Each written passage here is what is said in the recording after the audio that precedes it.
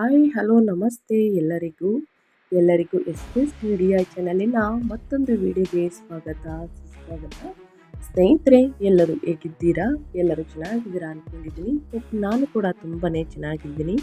ಎಲ್ಲರೂ ಚೆನ್ನಾಗಿದ್ದೀರಾ ಅಂದ್ಕೊಂಡು ಭಾವಿಸ್ಕೊಂಡು ಇವತ್ತಿನ ಒಂದು ವಿಡಿಯೋನ ಶುರು ಮಾಡಿಬಿಡೋಣ. ಇವತ್ತಿನ ಒಂದು ವಿಡಿಯೋದಲ್ಲಿ ವೃಶ್ಚಿಕ ರಾಶಿಯವರಿಗೆ ಸ್ನೇಹಿತರೆ, ಗುರುಬಲದಿಂದ ಏನೆಲ್ಲ ಅದೃಷ್ಟವನ್ನು ಫೆಬ್ರವರಿ 25ರಿಂದ ನೋಡಲಿದ್ದಾರೆ ಅನ್ನೋದನ್ನ ಒಟ್ಟಾರೆಯಾಗಿ ತಿಳಿಸ್ಕೊಡ್ತೀನಿ. ನಿಮ್ಮ ವ್ಯಾಪಾರದಲ್ಲಿ, ವ್ಯವಹಾರದಲ್ಲಿ, ಹಣಕಾಸಿನಲ್ಲಿ, ವೃತ್ತಿ ಜೀವನದಲ್ಲಿ, ಉದ್ಯೋಗದಲ್ಲಿ ಏನೆಲ್ಲ ಬದಲಾವಣೆಯನ್ನು ವೃಶ್ಚಿಕ ರಾಶಿಯವರು ನೋಡಲಿದ್ದೀರಿ, ಯಾವುದರ ಬಗ್ಗೆ ಎಚ್ಚರಿಕೆ ವಹಿಸಬೇಕು ಅನ್ನೋದನ್ನ ಕಂಪ್ಲೀಟಾಗಿ ಇದೇ ವಿಡಿಯೋದಲ್ಲಿ ತಿಳಿಸ್ಕೊಡ್ತಾ ಹೋಗ್ತೀನಿ. ಇದನ್ನೆಲ್ಲ ತಿಳ್ಕೋಬೇಕು, ಸಣ್ಣ ಪುಟ್ಟ ಪರಿಹಾರಗಳನ್ನೆಲ್ಲ ಫಾಲೋಅಪ್ ಮಾಡಬೇಕು ಅಂದರೆ ಎಲ್ಲೂ ಕೂಡ ವಿಡಿಯೋನ ಸ್ಕಿಪ್ ಮಾಡಬಾರ್ದು.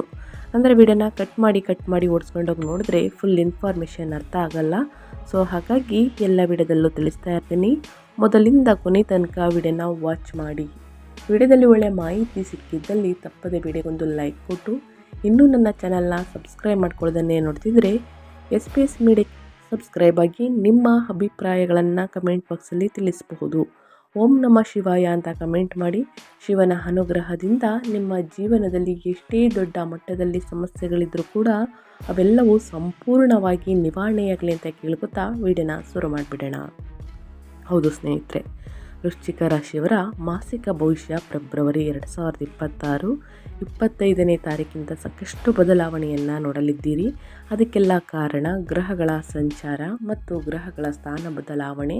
ಇದರಿಂದ ಏನೆಲ್ಲ ಪ್ರಭಾವವನ್ನು ಬೀರಲಿದೆ ಅನ್ನೋದನ್ನ ಮೊದಲನೇದಾಗಿ ತಿಳಿಸ್ಕೊಡ್ತೀನಿ. ಸ್ನೇಹಿತರೆ, ಪ್ರಮುಖ ಗ್ರಹ ಸಂಚಾರ ಹೇಗಿರಲಿದೆ ಅಂದರೆ, ಮಂಗಳ ನಿಮ್ಮ ರಾಶಿಯ ಅಧಿಪತಿ 3ನೇ ಮನೆಯಲ್ಲಿ ಉಚ್ಚ ಸ್ಥಿತಿಯಲ್ಲಿ ಸಂಚಾರವನ್ನು ಮಾಡುತ್ತಾ ನಂತರ 4ನೇ ಮನೆಗೆ ಸ್ಥಳಾಂತರಗೊಂಡು ಸಂಚಾರವನ್ನು ಮಾಡಲಿದೆ. ಇದು ಯಾವ ರೀತಿ ಪ್ರಭಾವವನ್ನು ಬೀರಲಿದೆ ಅಂದರೆ, ಧೈರ್ಯ ಮತ್ತು ಪ್ರಯಾಣ, ನಂತರ ಗೃಹ ವಿಷಯಗಳಲ್ಲಿ ಉದ್ವೇಗ ಅಂತಲೇ ಹೇಳಬಹುದು. ಇನ್ನು ಸೂರ್ಯ 4ನೇ ಮನೆಯಲ್ಲಿ ಕುಂಭದಲ್ಲಿ ವೃತ್ತಿಯ ಸ್ಥಾನಮಾನ ಮತ್ತು ಮನೆಯಲ್ಲಿ ಅಧಿಕಾರ ಅಂತಲೇ ಹೇಳಬಹುದು. ಇನ್ನು ಬುಧ 4ನೇ ಮನೆಯಲ್ಲಿ ಕುಂಭದಲ್ಲಿ ಆಸ್ತಿ ಪತ್ರಗಳು ಮತ್ತು ಶಿಕ್ಷಣ. ಗುರು 8ನೇ ಮನೆಯಲ್ಲಿ ಮಿಥುನದಲ್ಲಿ ಪಿತ್ರಾರ್ಜಿತ ಆಸ್ತಿ ಮತ್ತು ಹಠಾತ್ ಲಾಭ ಹೆಚ್ಚಾಗಲಿದೆ ಸ್ನೇಹಿತರೆ. ಕೇತು 10ನೇ ಮನೆಯಲ್ಲಿ ಸಿಂಹದಲ್ಲಿ ವೃತ್ತಿಯಲ್ಲಿ ವೈರಾಗ್ಯ ಅಥವಾ ಬದಲಾವಣೆ. ಇದು ಗ್ರಹಗಳ ಸಂಚಾರ ಮತ್ತು ಗ್ರಹಗಳ ಸ್ಥಾನ ಬದಲಾವಣೆ, ಗ್ರಹಗಳ ಪ್ರಭಾವ ಅಂತಲೇ ಹೇಳಬಹುದು. ಇನ್ನು ಒಟ್ಟಾರೆಯಾಗಿ ನಿಮ್ಮ ಭವಿಷ್ಯದಲ್ಲಿ ಏನೆಲ್ಲ ಬದಲಾವಣೆಯನ್ನು ವೃಶ್ಚಿಕ ರಾಶಿಯವರು ನೋಡಲಿದ್ದೀರಿ ಅಂದರೆ, ಗೃಹವೇ ಈ ತಿಂಗಳು ಮುಖ್ಯ ಕೇಂದ್ರ ಬಿಂದು ಅಂತಲೇ ಹೇಳಬಹುದು. ಫೆಬ್ರವರಿ 2026 25ನೇ ತಾರೀಕಿಂದ ಗುರುಬಲದಿಂದ ಏನೆಲ್ಲ ಅದೃಷ್ಟವನ್ನು ನೋಡಲಿದ್ದೀರಿ, ಯಾವುದರ ಬಗ್ಗೆ ಮುನ್ನೆಚ್ಚರಿಕೆಗಳನ್ನು ತೆಗೆದುಕೊಳ್ಬೇಕು ವೃಶ್ಚಿಕ ರಾಶಿಯವರು ಅಂದರೆ, ನಿಮ್ಮ ಗಮನವನ್ನು ಸಂಪೂರ್ಣವಾಗಿ ನಿಮ್ಮ ಬೇರುಗಳತ್ತ ಸೆಳೆಯಲಿದೆ. ಬ್ರಹ್ಮಾಂಡದ ದೃಷ್ಟಿ ಈಗ ನಿಮ್ಮ 4ನೇ ಮನೆಯ ಕುಂಭರಾಶಿಯ ಮೇಲಿದೆ. ಇದು ತಾಯಿ, ಮನೆ, ವಾಹನ ಅಥವಾ ಮಾನಸಿಕ ಶಾಂತಿಯ ಸ್ಥಾನ. ಇಲ್ಲಿ ನಡೆಯುತ್ತಿರುವಂತಹ ಬೃಹತ್ ಗ್ರಹಗಳ ಸಂಚಾರದಿಂದಾಗಿ ನಿಮ್ಮ ಕೌಟುಂಬಿಕ ಜೀವನದಲ್ಲಿ ದೊಡ್ಡ ಬದಲಾವಣೆಗಳು ಸಂಭವಿಸಲಿವೆ ಸ್ನೇಹಿತರೆ. ಮನೆ ನವೀಕರಣ, ಸ್ಥಳಾಂತರ ಅಥವಾ ನಿಮ್ಮ ಕನಸಿನ ಕಾರು ಖರೀದಿಸಲು ಇದು ಸಕಾಲ ಅಂತಲೇ ಹೇಳ್ಬೋದು. ಗುರುಬಲದಿಂದ ಸ್ನೇಹಿತರೆ ಸಾಕಷ್ಟು ಅದೃಷ್ಟವನ್ನು ನೋಡಲಿದ್ದೀರಿ. ಆದರೆ ನಿಮ್ಮ ರಾಶಿಯ ಅಧಿಪತಿ ಮಂಗಳ ತಿಂಗಳ ಕೊನೆಯಲ್ಲಿ ರಾಹುವಿನೊಂದಿಗೆ ಸೇರುವುದರಿಂದ ಉದ್ವೇಗ ಹೆಚ್ಚಾಗಬಹುದು. ಮನೆ ಕಟ್ಟುವಂತಹ ಉತ್ಸಾಹದಲ್ಲಿ ಮನೆಯೊಳಗಿನ ಶಾಂತಿ ಕೆಡದಂತೆ ಶಾಂತವಾಗಿರುವುದು ಮುಖ್ಯ. ಹಾಗಿದ್ದರೆ ಸ್ನೇಹಿತರೆ, ವೃತ್ತಿ ಜೀವನದಲ್ಲಿ, ವ್ಯಾಪಾರ ವ್ಯವಹಾರದಲ್ಲಿ ಏನೆಲ್ಲ ಬದಲಾವಣೆಯನ್ನು ನೋಡಲಿದ್ದೀರಿ ವೃಶ್ಚಿಕ ರಾಶಿಯವರು, ಯಾವುದರ ಬಗ್ಗೆ ಮುನ್ನೆಚ್ಚರಿಕೆಗಳನ್ನು ತೆಗೆದುಕೊಳ್ಬೇಕು ಮುಂದಿನ ದಿನಗಳಲ್ಲಿ ಅಂದರೆ, 10ನೇ ಮನೆಯಲ್ಲಿರುವ ಕೇತುವಿನ ಪ್ರಭಾವದಿಂದ ನಿಮ್ಮ ವೃತ್ತಿ ಜೀವನದಲ್ಲಿ ಅಸ್ಥಿರತೆ ಕಾಡಬಹುದು. ಕೆಲಸದ ಬಗ್ಗೆ ಒಂದು ರೀತಿಯ ವೈರಾಗ್ಯ ಹೆಚ್ಚಾಗಬಹುದು ಅಥವಾ ಏಕತನೆಯಿಂದ ಉದ್ಯೋಗ ಬಿಡುವಂತಹ ಆಲೋಚನೆ ಬರಬಹುದು. ಆದರೆ ದಶಮಾಧಿಪತಿ ಸೂರ್ಯನು 4ನೇ ಮನೆಗೆ ಬರುವುದರಿಂದ ಸ್ಥಿರಾಸ್ತಿ ನಿರ್ಮಾಣ, ವಾಹನ ಅಥವಾ ಕೃಷಿ ರಂಗದಲ್ಲಿ ಇರುವವರಿಗೆ ಇದು ಅತ್ಯಂತ ಶುಭ ಸಮಯ ಅಂತಲೇ ಹೇಳಬಹುದು. ಮನೆಯಿಂದಲೇ ಕೆಲಸ ಮಾಡುವವರಿಗೆ ವರ್ಕ್ ಫ್ರಮ್ ಹೋಮ್ ಉತ್ತಮ ಅವಕಾಶಗಳು ಸಿಗಲಿವೆ ಅಂತಲೇ ಹೇಳಬಹುದು ವೃಶ್ಚಿಕ ರಾಶಿಯ ಜನರಿಗೆ. ಇನ್ನು ಕೊನೆಯ ವಾರದಲ್ಲಿ ಮೂರನೇ ಮನೆಯ ಉಚ್ಚ ಮಂಗಳನು ಪ್ರಭಾವದಿಂದ ಹೊಸ ಆಲೋಚನೆಗಳನ್ನು ಜಾರಿಗೆ ತರಲು ನಿಮಗೆ ಅದಮ್ಯ ಧೈರ್ಯ ಸಿಗಲಿದೆ. ನಿಮ್ಮ ಸಂವಹನವು ಪರಿಣಾಮಕಾರಿಯಾಗಿರುತ್ತದೆ. ತಿಂಗಳ ಅಂತ್ಯದಲ್ಲಿ ಕೆಲಸದ ಒತ್ತಡವು ಮನೆಯ ನೆಮ್ಮದಿಗೆ ಭಂಗ ತರಬಹುದು ಸ್ನೇಹಿತರೆ. ಆದ್ದರಿಂದ ವೃತ್ತಿ ಮತ್ತು ವೈಯಕ್ತಿಕ ಜೀವನದ ನಡುವೆ ಅಂತರವನ್ನು ಕಾಪಾಡಿಕೊಳ್ಳಿ, ಒಳಿತಾಗಲಿದೆ. ಇನ್ನು ಅದೇ ರೀತಿ ಆರ್ಥಿಕತೆ, ನಿಮ್ಮ ಫೈನಾನ್ಸ್ ಬಗ್ಗೆ ಹೇಳೋದಾದರೆ, ಹಣಕಾಸಿನ ಬಗ್ಗೆ ಹೇಳೋದಾದರೆ ಏನೆಲ್ಲ ಬದಲಾವಣೆಯನ್ನು ಸೂಚಿಸಲಿದೆ ಗ್ರಹಗಳು, ಯಾವುದರ ಬಗ್ಗೆ ಎಚ್ಚರಿಕೆ ವಹಿಸಬೇಕು ಅಂದರೆ, ಆರ್ಥಿಕವಾಗಿ ನಗದು ಹಣಕ್ಕಿಂತ ಆಸ್ತಿ ನಿರ್ಮಾಣದ ಕಡೆಗೆ ನಿಮ್ಮ ಗಮನವಿರುತ್ತದೆ ಸ್ನೇಹಿತರೆ. 4ನೇ ಮನೆಯ ಗ್ರಹಗತಿಗಳು ಮನೆ ಅಥವಾ ಐಷಾರಾಮಿ ವಾಹನ ಖರೀದಿಸಲು ಭಾರಿ ಹಣ ವ್ಯಯವಾಗುವುದನ್ನು ಗ್ರಹಗಳೇ ಸೂಚಿಸುತ್ತಿದೆ. ಬಹಳಷ್ಟು ಎಚ್ಚರಿಕೆ ವಹಿಸಿ ಈ ವಿಚಾರದ ಬಗ್ಗೆ. ಶುಕ್ರನ ಪ್ರಭಾವದಿಂದ ಮನೆಯ ಒಳಾಂಗಣ ವಿನ್ಯಾಸ ಅಥವಾ ಹೊಸ ಗ್ಯಾಜೆಟ್ಗಳಿಗಾಗಿ ಹಣ ಖರ್ಚು ಮಾಡಲಿದ್ದೀರಿ. 8ನೇ ಮನೆಯಲ್ಲಿರುವ ಗುರುವು ಮಿಶ್ರ ಫಲ ನೀಡಲಿದ್ದಾನೆ. ಇದು ಉಳಿತಾಯಕ್ಕೆ ಅಡೆತಡೆಗಳು ತಂದರೂ ಅನಿರೀಕ್ಷಿತ ಧನ ಲಾಭವನ್ನು ತರಬಲ್ಲದು. ಪಿತ್ರಾರ್ಜಿತ ಆಸ್ತಿ ವಿಮೆಗೆ ಹಣ ಅಥವಾ ಸಂಗಾತಿಯ ಕಡೆಯಿಂದ ಹಣ ಬರುವಂತಹ ಸಾಧ್ಯತೆ ಇದೆ. ಹಳೆಯ ಸಾಲಗಳನ್ನು ತೀರಿಸಲು ಇದು ಉತ್ತಮ ಸಮಯ. ಆದರೆ ಹೆಚ್ಚಿನ ಬಡ್ಡಿ ದರದ ಸಾಲಗಳನ್ನು ಮಾಡಬೇಡಿ, ಏಕೆಂದರೆ ಮುಂದಿನ ದಿನಗಳಲ್ಲಿ ಹಣಕಾಸಿನ ಪ್ರಾಬ್ಲಮ್ ಎದುರಾದರೆ ಬಹಳ ಕಷ್ಟ ಸ್ನೇಹಿತರೆ. ಸೊ ಹಾಗಾಗಿ ಹಣಕಾಸಿನ ವಿಚಾರದಲ್ಲಿ ಬಹಳ ಎಚ್ಚರಿಕೆ ವಹಿಸುವುದು ಉತ್ತಮ. ಇನ್ನು ಮೇಯ್ನಾಗಿ ನಿಮ್ಮ ಹೆಲ್ತ್ ಬಗ್ಗೆ ಹೇಳೋದಾದರೆ ಏನೆಲ್ಲ ಬದಲಾವಣೆಯನ್ನು ನೋಡಲಿದ್ದೀರಿ, ಯಾವುದರ ಬಗ್ಗೆ ಎಚ್ಚರಿಕೆ ವಹಿಸಬೇಕು ಅನ್ನೋದನ್ನ ನೋಡ್ತಾ ಹೋಗೋಣ. ಸ್ನೇಹಿತರೆ, 4ನೇ ಮನೆಯಲ್ಲಿ ಅನೇಕ ಗ್ರಹಗಳು ಸೇರುವುದರಿಂದ ಎದೆ, ಹೃದಯ ಅಥವಾ ಶ್ವಾಸಕೋಶದ ಬಗ್ಗೆ ಎಚ್ಚರಿಕೆ ಅಗತ್ಯ. ರಕ್ತದೊತ್ತಡ ಅಥವಾ ಹೃದಯದ ಸಮಸ್ಯೆ ಇರುವವರು ನಿಯಮಿತವಾಗಿ ಔಷಧಿಯನ್ನು ಸೇವಿಸಿ. ಕೌಟುಂಬಿಕ ಒತ್ತಡವು ಮಾನಸಿಕ ಆತಂಕಕ್ಕೆ ಕಾರಣವಾಗಬಹುದು. ಫೆಬ್ರವರಿ 25ರಿಂದ ಮಂಗಳನು 4ನೇ ಮನೆಗೆ ಪ್ರವೇಶಿಸಿ ಧನಯೋಗವನ್ನು ರೂಪಿಸುವುದರಿಂದ, ಅಂಗಾರಕ ಯೋಗವನ್ನು ರೂಪಿಸುವುದರಿಂದ ಮನೆಯಲ್ಲಿ ಸಣ್ಣ ಪುಟ್ಟ ಅಪಘಾತಗಳು, ವಿದ್ಯುತ್ ಅವಘಡ ಅಥವಾ ಜಾರಿಯಾಗಬಹುದು. ಆಗದಂತೆ ನೋಡ್ಕೊಳ್ಳಿ ಸ್ನೇಹಿತರೆ. ನಾನು ಹೇಳುವುದು ಒಳ್ಳೆಯದಕ್ಕೆ, ಅದರ ಬಗ್ಗೆ ಎಚ್ಚರಿಕೆ ವಹಿಸುವುದು ಉತ್ತಮ. ವಾಹನ ಚಾಲನೆ ಮಾಡುವಾಗ ತುಂಬ ಎಚ್ಚರವಿರಲಿ. ಅತಿ ವೇಗ ಒಳಿತಲ್ಲ. ತಡರಾತ್ರಿಯಲ್ಲಿ ವಾಹನವನ್ನು ಚಾಲನೆ ಮಾಡುವುದಕ್ಕೆ ಹೋಗಬೇಡಿ. ಬರುವ ಚಂದ್ರಗ್ರಹಣ ಮತ್ತು ಹುಣ್ಣಿಮೆ ಇದೆ ಸ್ನೇಹಿತರೆ, ಬಹಳಷ್ಟು ಎಚ್ಚರಿಕೆ ವಹಿಸಿ.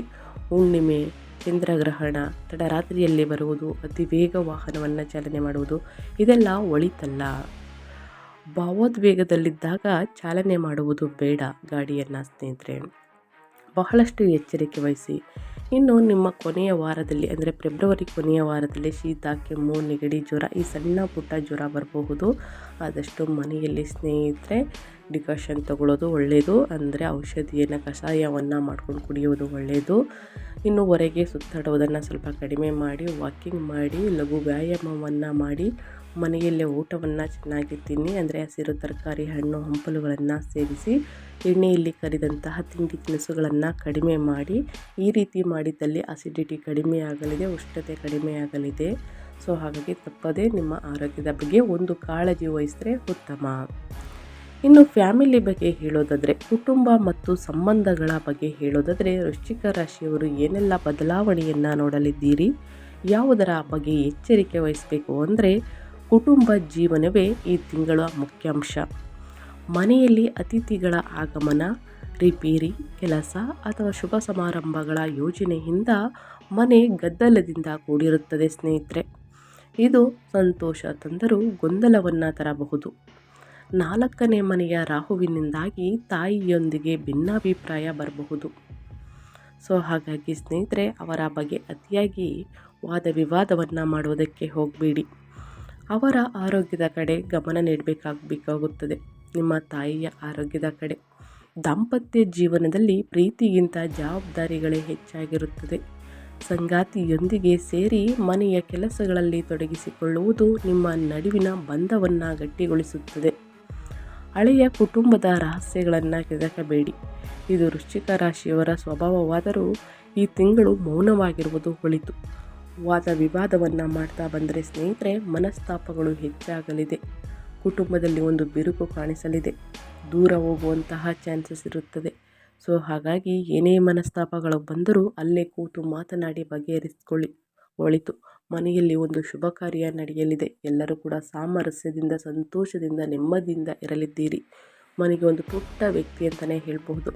ಅಂದರೆ ಯಾರು ವೃಶ್ಚಿಕ ರಾಶಿಯವರು ಮದುವೆಯಾಗಿದ್ದೀರಾ ಅಂತ ನವ ಜೋಡಿಗಳಿಗೆ ಸಂತಾನ ಪ್ರಾಪ್ತಿಯಾಗಲಿದೆ ಸ್ನೇಹಿತರೆ. ಒಂದು ಶುಭ ವಾರ್ತೆ ಬರಲಿದೆ ಅಂತಲೇ ಹೇಳಬಹುದು. ಇದರಿಂದ ಎಲ್ಲರೂ ಕೂಡ ಸಂತೋಷವಾಗಿ ನೆಮ್ಮದಿಯಾಗಿ ಇರಲಿದ್ದೀರಿ. ಇನ್ನು ಅದೇ ರೀತಿ ನಿಮ್ಮ ಸ್ಟಡಿ ಬಗ್ಗೆ ಹೇಳೋದಾದರೆ, ಶಿಕ್ಷಣದ ಬಗ್ಗೆ ಹೇಳೋದಾದರೆ ಏನೆಲ್ಲ ಬದಲಾವಣೆಯನ್ನು ವೃಶ್ಚಿಕ ರಾಶಿಯವರು ನೋಡಲಿದ್ದೀರಿ ಫೆಬ್ರವರಿ 25ರಿಂದ, ಯಾವುದರ ಬಗ್ಗೆ ಮುನ್ನೆಚ್ಚರಿಕೆಗಳನ್ನು ತೆಗೆದುಕೊಳ್ಬೇಕು ಅನ್ನೋದನ್ನ ನೋಡ್ತಾ ಹೋಗೋಣ. ಶಾಲಾ ವಿದ್ಯಾರ್ಥಿಗಳಿಗೆ ಮನೆಯಲ್ಲಿನ ಗದ್ದಲದಿಂದ, ಗಲಾಟೆಯಿಂದ ಏಕಾಗ್ರತೆ ಕಷ್ಟವಾಗಬಹುದು. ಓದಿನ ಕಡೆ ಗಮನ ಇಲ್ಲದಂತೆ ಆಗಬಹುದು. ಓದಲು ಶಾಂತವಾದ ಸ್ಥಳವನ್ನು ಹುಡುಕಿಕೊಳ್ಳುವುದು ಅನಿವಾರ್ಯ. ಹೆಚ್ಚುವರಿ ಶ್ರಮ ಹಾಕಿದರೆ ಮಾತ್ರ ಉತ್ತಮ ಫಲಿತಾಂಶ ನಿರೀಕ್ಷಿಸಬಹುದು ಸ್ನೇಹಿತರೆ. ಆದರೆ ಸಂಶೋಧನೆ, ಗುಪ್ತ ವಿದ್ಯೆಗಳು ಅಥವಾ ಇತಿಹಾಸ ಅಭ್ಯಾಸ ಮಾಡುವವರಿಗೆ 8ನೇ ಮನೆಯ ಗುರುವು ಅದ್ಭುತ ಒಳನೋಟಗಳನ್ನು ನೀಡಲಿದ್ದಾನೆ. ಇಂಜಿನಿಯರಿಂಗ್ ಅಥವಾ ರಕ್ಷಣಾ ಕ್ಷೇತ್ರಕ್ಕೆ ಸಂಬಂಧಿಸಿದ ಸ್ಪರ್ಧಾತ್ಮಕ ಪರೀಕ್ಷೆಯನ್ನು ಬರೆಯುವವರಿಗೆ ತಿಂಗಳ ದ್ವಿತೀಯಾರ್ಧವು ಅತ್ಯಂತ ಅನುಕೂಲಕರವಾಗಿದೆ.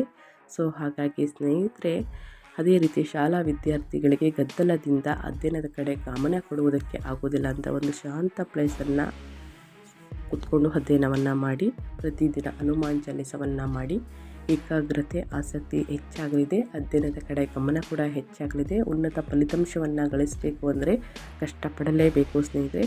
ಶ್ರಮ ಪಟ್ಟಿದ್ದರೆ ಮಾತ್ರ ಮುಂದಿನ ದಿನಗಳಲ್ಲಿ ಅದೃಷ್ಟದ ಫಲ ಅಂತಲೇ ಹೇಳ್ಬೋದು. ಸೊ ಹಾಗಾಗಿ ಪ್ರತಿದಿನ ಒಂದು ವೇಳಾಪಟ್ಟಿಯನ್ನು ರಚಿಸಿ ಸರಿಯಾದ ಸಮಯಕ್ಕೆ ಕೂತು ಅಧ್ಯಯನವನ್ನು ಮಾಡಿ ಒಳಿತಾಗಲಿದೆ. ಈ ತಿಂಗಳಲ್ಲಿ ಅನುಸರಿಸಬೇಕಾದ ವೃಶ್ಚಿಕ ರಾಶಿಯವರು ಪರಿಹಾರವನ್ನು ತಿಳಿಸ್ಕೊಡ್ತೀನಿ. ಆದಷ್ಟು ನನ್ನ ಚಾನಲಲ್ಲಿ ಬರುವಂತಹ ಸಣ್ಣ ಪುಟ್ಟ ಪರಿಹಾರದಿಂದ ದೊಡ್ಡ ಸಮಸ್ಯೆಗಳೇ ನಿವಾರಣೆಯಾಗಲಿದೆ ಸ್ನೇಹಿತರೆ. ಪ್ರತಿಯೊಬ್ಬರೂ ಕೂಡ ಮಾಡಬಹುದು. ಫೆಬ್ರವರಿ 2026 ವೈದಿಕ ಜ್ಯೋತಿಷ್ಯದ ಪರಿಹಾರ ಸಣ್ಣ ಪುಟ್ಟ ಪರಿಹಾರವಾಗಿರುತ್ತದೆ. ಶಕ್ತಿಶಾಲಿಯಾದಂತಹ ಪರಿಹಾರ. ಕೌಟುಂಬಿಕ ಶಾಂತಿಗಾಗಿ ಮತ್ತು ಚತುರ್ಥ ಭಾವದ ನಕಾರಾತ್ಮಕ ಶಕ್ತಿಯನ್ನು ತಡೆಯಲು ವೃಶ್ಚಿಕ ರಾಶಿಯವರು ಈ ಪರಿಹಾರಗಳನ್ನು ಮಾಡಬೇಕಾಗುತ್ತದೆ. ಗೃಹ ಶುದ್ಧಿ ಅಂದರೆ ಸ್ನೇಹಿತರೆ, ರಾಹುವಿನ ಪ್ರಭಾವವನ್ನು ತಗ್ಗಿಸಲು ಮನೆಯನ್ನು ಸ್ವಚ್ಛವಾಗಿಡಿ. ಮನೆ ಒರೆಸುವ ನೀರಿಗೆ ಸ್ನೇಹಿತರೆ ಸ್ವಲ್ಪ ಕಲ್ಲುಪ್ಪು ಮತ್ತು ಅರಿಶಿಣವನ್ನು ಹಾಕಿ ಬೆರೆಸಿ ಬಳಸಿ ಒಳಿತಾಗಲಿದೆ. ಇದು ನಕಾರಾತ್ಮಕ ಶಕ್ತಿಯನ್ನು ಹೊರದೂಡುತ್ತದೆ. ಇನ್ನು ತಾಯಿಯ ಆಶೀರ್ವಾದವನ್ನು ತೆಗೆದುಕೊಳ್ಳಿ. ಪ್ರತಿದಿನ ತಾಯಿಯ ಪಾದ ಸ್ಪರ್ಶವನ್ನು ಮಾಡಿ ಆಶೀರ್ವಾದವನ್ನು ಪಡೆಯಿರಿ. ಸೋಮವಾರ ಅವರಿಗೆ ಸ್ನೇಹಿತರೆ ಬಿಳಿ ವಸ್ತುಗಳನ್ನು ಕೊಡಿ. ಬೆಳ್ಳಿಯ ಅಥವಾ ಬಿಳಿ ಬಣ್ಣದ ಉಡುಗೊರೆಯನ್ನು ಕೊಡುವುದು ಉತ್ತಮ. ಇದು ನಿಮ್ಮ ಮನಸ್ಸನ್ನು ಶಾಂತವಾಗಿಡುತ್ತದೆ. ಇನ್ನು ಹನುಮಾನ್ ಚಾಲಿಸವನ್ನು ಹೇಳಿ. ವಿದ್ಯಾರ್ಥಿಗಳು ವಿಶೇಷವಾಗಿ ಅಡೆತಡೆಗಳು ಎದುರಾದಲ್ಲಿ ಪ್ರಯಾಣದ ವೇಳೆಯೂ ಕೂಡ ರಕ್ಷಣೆಗಾಗಿ ಹನುಮಾನ್ ಚಾಲಿಸವನ್ನು ಪಠಿಸುವುದರಿಂದ ಅಡೆತಡೆಗಳು, ಸಮಸ್ಯೆಗಳು ಸಂಪೂರ್ಣವಾಗಿ ನಿವಾರಣೆಯಾಗಲಿದೆ. ಇನ್ನು ಸುಬ್ರಹ್ಮಣ್ಯನ ಆರಾಧನೆ ಮಾಡಿ. ಮಂಗಳವಾರದಂದು ಸುಬ್ರಹ್ಮಣ್ಯ ಸ್ವಾಮಿಗೆ ಪೂಜೆ ಸಲ್ಲಿಸಿ. ಇದು ನಿಮ್ಮ ಶಕ್ತಿಯನ್ನು ಧನಾತ್ಮಕವಾಗಿ ಬಳಸಲು ಮತ್ತು ಮನೆಯಲ್ಲಿ ಶಾಂತಿ ನೆಲೆಸಲು ಸಹಾಯವನ್ನು ಮಾಡುತ್ತದೆ. ಸೊ ಹಾಗಾಗಿ ಸಣ್ಣ ಪುಟ್ಟ ಪರಿಹಾರಗಳನ್ನು ಪ್ರತಿಯೊಬ್ಬರೂ ಮಾಡ್ಬೋದು. ಮಾಡಿ ಒಳಿತಾಗಲಿದೆ ಅಂತ ಹೇಳ್ತಾ ನಾನು ವಿಡಿಯೋನ ಎಂಡ್ ಮಾಡ್ತಾ ಇದ್ದೀನಿ. ದಯವಿಟ್ಟು ಇವತ್ತಿನ ಒಂದು ವಿಡಿಯೋದಲ್ಲಿ ಒಳ್ಳೆಯ ಮಾಹಿತಿ ಸಿಕ್ಕಿದ್ದಲ್ಲಿ, ಈ ವಿಡಿಯೋ ಯೂಸ್ಫುಲ್ ಅನಿಸಿದ್ದಲ್ಲಿ ವಿಡಿಯೋಗೆ ಲೈಕ್ ಮಾಡೋದನ್ನ ಮರ್ತಿದ್ರೆ ಲೈಕ್ ಮಾಡಿ. ಇನ್ನೂ ನನ್ನ ಚಾನಲ್ನ ಸಬ್ಸ್ಕ್ರೈಬ್ ಮಾಡ್ಕೊಂಡಿಲ್ಲ ಅಂದರೆ ದಯವಿಟ್ಟು SPS ಮೀಡಿಯಾಗೆ ಸಬ್ಸ್ಕ್ರೈಬ್ ಆಗಿ ನಿಮ್ಮ ಅಭಿಪ್ರಾಯಗಳನ್ನು ಕಮೆಂಟ್ ಬಾಕ್ಸಲ್ಲಿ ತಿಳಿಸಬಹುದು. ಯಾರೆಲ್ಲ ಸಬ್ಸ್ಕ್ರೈಬ್ ಮಾಡಿಕೊಂಡು ಪ್ರತಿನಿತ್ಯ ವಿಡಿಯೋ ವಾಚ್ ಮಾಡ್ತಿದ್ದೀರಾ ಅಂಥವರಿಗೆ ಥ್ಯಾಂಕ್ ಯು ಸೋ ಮಚ್ ಅಂತ ಹೇಳ್ತಾ, ನಿಮಗೂ ಮತ್ತು ನಿಮ್ಮ ಕುಟುಂಬಕ್ಕೆ ತುಂಬಾ ಒಳ್ಳೆಯದಾಗಲಿ, ಶನಿದೇವರ ಆಶೀರ್ವಾದ ಸಿಗಲಿ. ಮತ್ತೊಂದು ವಿಡಿಯೋ ಜೊತೆ ಮತ್ತೊಂದು ಹೊಸ ಅಪ್ಡೇಟಲ್ಲಿ, ಹೊಸ ಭವಿಷ್ಯದಲ್ಲಿ ಸಿಗ್ತೀನಿ. Thank you for watching.